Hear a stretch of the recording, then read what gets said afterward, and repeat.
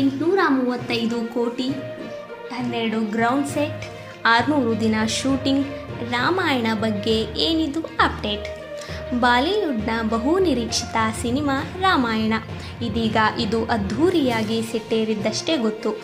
ಆದರೆ ಈ ಸಿನಿಮಾದಲ್ಲಿ ರಣಬೀರ್ ಕಪೂರ್ ಶ್ರೀರಾಮನಾಗಿ ನಟಿಸುತ್ತಿದ್ದರೆ, ಸಾಯಿ ಪಲ್ಲವಿ ಸೀತಾಮಾತೆಯಾಗಿ ಕಾಣಿಸಿಕೊಳ್ಳುತ್ತಿದ್ದಾರೆ.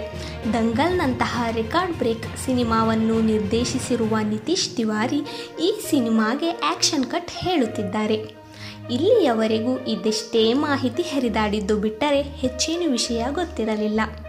ವಿಶೇಷ ಅಂದರೆ ಈ ಸಿನಿಮಾಗೆ ರಾಕಿಂಗ್ ಸ್ಟಾರ್ ಯಶ್ ಹಣ ಹೂಡುವುದರ ಜೊತೆಗೆ ಪ್ರಮುಖ ಪಾತ್ರದಲ್ಲೂ ನಟಿಸುತ್ತಿದ್ದಾರೆ. ಈ ಪ್ಯಾನ್ ಇಂಡಿಯಾ ಸಿನಿಮಾ ರಾಮಾಯಣ ಅದ್ಧೂರಿ ಬಜೆಟ್ನಲ್ಲಿ ನಿರ್ಮಾಣವಾಗುತ್ತಿದೆ. ಸಿನಿಮಾದ ಪ್ರತಿಯೊಂದು ದೃಶ್ಯ ಕೂಡ ಪರ್ಫೆಕ್ಟ್ ಆಗಿರಬೇಕು ಅಂತ ನಿರ್ದೇಶಕ ನಿತೀಶ್ ತಿವಾರಿ ಗಮನಹರಿಸಿದ್ದಾರಂತೆ. ಪೌರಾಣಿಕ ಕಥೆಯಾಗಿರುವುದರಿಂದ ಜಾಗರೂಕತೆಯಿಂದ ಸಿನಿಮಾವನ್ನು ನಿರ್ದೇಶಿಸುತ್ತಿದ್ದಾರೆ.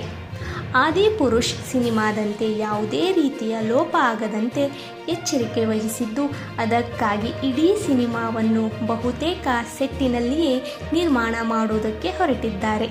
ಇದಿಷ್ಟು ಈ ಸಿನಿಮಾದ ಮಾಹಿತಿ.